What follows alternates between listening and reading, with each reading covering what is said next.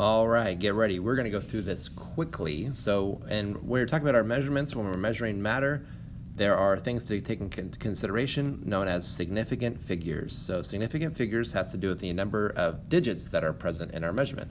Significant figures can be abbreviated to sig figs. So sig figs, whenever you hear sig figs, that means significant figures. It's not some kind of weird plant. So sig figs is significant figures abbreviated. Let's just review. Like it says, review.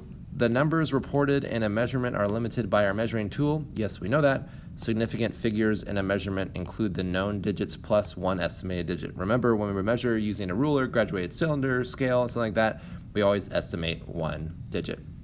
So let's go through it. I have this 38.15 centimeters. How many significant figures are there? How many sig figs? You would say 1, 2, 3, 4, 4 significant figs.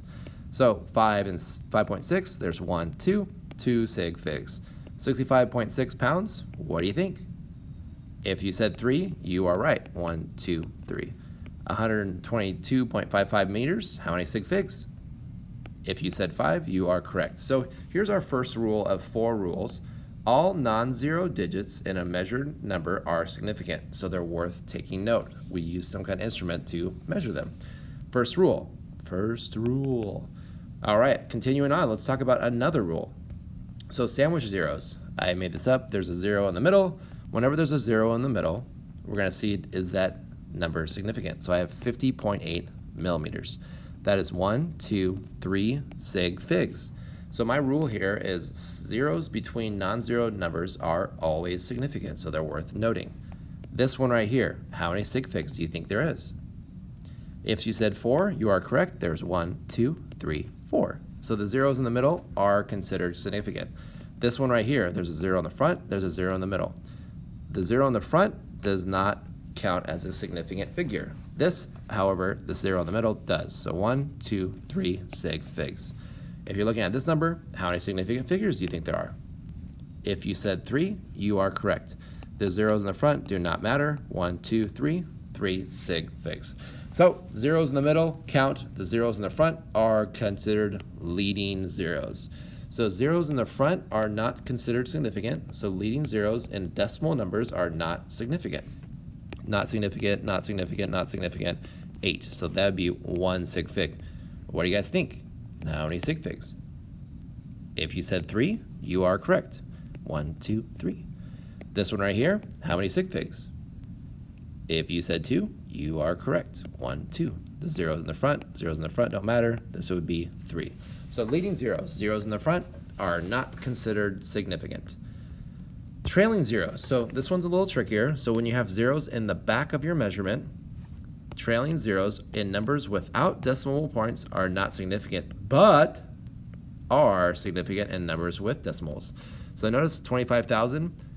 These zeros are not considered significant. So 1, 2. There's only 2 significant figures. Oh, man. Unless it's basically saying roughly 25,000 centimeters or 25,000 inches. This one, how many significant figures do you think there are? If you said 1, you are correct. That's roughly 200 years. This one right here, how many significant figures? If you said 3, you are correct.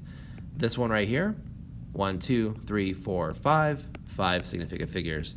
If I was to put this and put a decimal point right here, then it would be 1, 2, 3, 4, 5, 6, 7, 8. 8 significant figures. So you're kind of wondering, if there's a decimal point, that just shows you that this is exactly 25,000 or 25,005,000 grams. So that makes it a little more exact and precise in our measurements. So you're looking at this is great. How can we apply this to calculations in chemistry?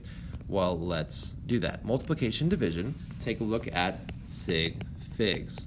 So the rule here is to round or add zeros to the calculated answer until you have the same number of significant figures as the measurement with the fewest significant figures. What? Well, here you go. I have 5.5. I'm going to multiply that by 6.38.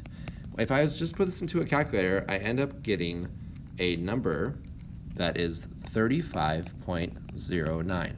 So notice this measurement right here has 2 significant figures. This one has 1, 2, 3 significant figures.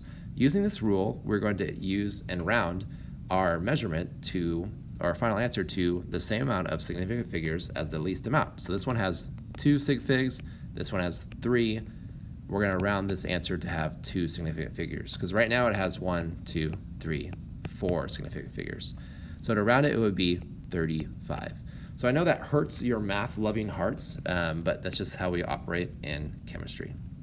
Another example, so 7 times 11.532. So if you multiply 7 times 11.532, you end up getting 80.724.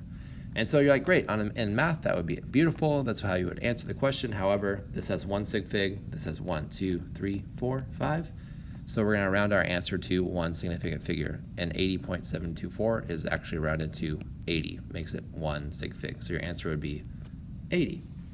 Let's do another one where you have 35.4. I'm going to divide, so I'm going to 35.4 grams, divide that by 6.8 milliliters. And when you do 35.4 grams divided by 6.8 milliliters, you end up getting this number here. So let's write this in. You get 5.205882353. Oh, what? Grams per milliliter. Please don't write that. That's just way too many digits. You are not that precise in your measurements. So 35.4, 1, 2, 3 sig figs. 6.8, 1, 2 sig figs. My answer is going to be rounded to 2 significant figures.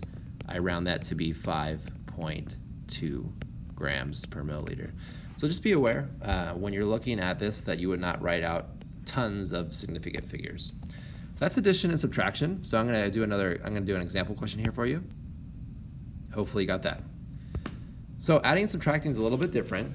Adding and subtracting has to do with the decimal places rather than the significant figures. So the answer has the same number of decimal places as the measurement with the fewest decimal places. So let's do an example. 5.65 centimeters plus 11.1 centimeters. When you add this together, you're going to go, okay, great, 16.75 centimeters. Well, not utilizing our rules here. We're going to take this number. This has 1 digit behind the decimal point. This has 2. So our answer is going to have 1 digit behind the decimal point. And I'm going to take this 16.75 and round it to 1 decimal. It would be 16.8 centimeters. Let's do another one with subtraction. I have 19.4 grams. I'm going to subtract 10 grams. And so notice there's 1 decimal point here. There's no decimal points here. There's actually nothing in the tens place. So I'm going to do this math like I normally would. It would be 9.4. However, I'm going to round to the nearest hundredth, or so we have ones, tens to the nearest tenth. It's going to be 10. You're like, oh, because there's no decimal point here, no decimal point. There's no decimal point, 1 decimal point here, no tens place. So your answer is going to have no tens place. It's going to be 10. So I know that kind of hurts your math-loving brains. I'm sorry. All right, here's another example for you. I'll just leave it on the side. Cool. And so last thing to go over there quickly is the idea of scientific and decimal notation. So scientific notation is something times 10 to the power of 10 or some other number. So let's just do an example. So why would you ever use scientific notation? So how wide is our universe? You're like, oh, of course it's that many miles. Well, I'm never going to write all that out. Instead, I'm going to throw that into scientific notation. So in order to do that, I'm going to put a decimal point here.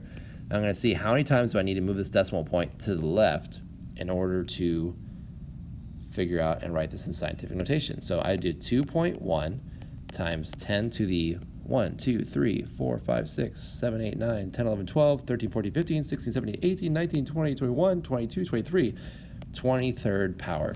So when you have a positive number right here, that is going to be a really big number. If you have a negative number there, which we'll do an example, it would be a really small number. So scientific notation is a number expressed when it's in the form of a, which is just a number between 1 and 10, times 10 to the power of n. N is an integer, or in other words, it's a positive or negative whole number. All right? So let's just do another example. So I'm going to express this number in scientific notation. So I got to figure out where can I move this decimal to make this number between 1 and 10. So if I move the decimal 1, 2, 3, 4, 5, 6, 7, 8 places to the right, I end up getting 9.02 times 10 to the negative 8th. So negative 8 is going to tell you that it's a really small number, and that decimal point gets moved over that way. If I was to do the other way, I'm just going to write this out. 9.02 times 10 to the 8th. What is that in decimal notation? Well, hopefully you got it. Yeah, if you write this out, 9.02 times 10 to the 8th would be taking this decimal and moving it to the right 8 places. So 9.02, 1, 2, 3, 4, 5, 6, 7, 8. It would be that number there. So it would be 902 million. 902 million. That would be a positive exponent. This would be a negative exponent. So we're going to do a lot more practice with this. You can kind of go back and forth and try to figure this out, or we can just do another example. So write this number in scientific notation. What do you guys think?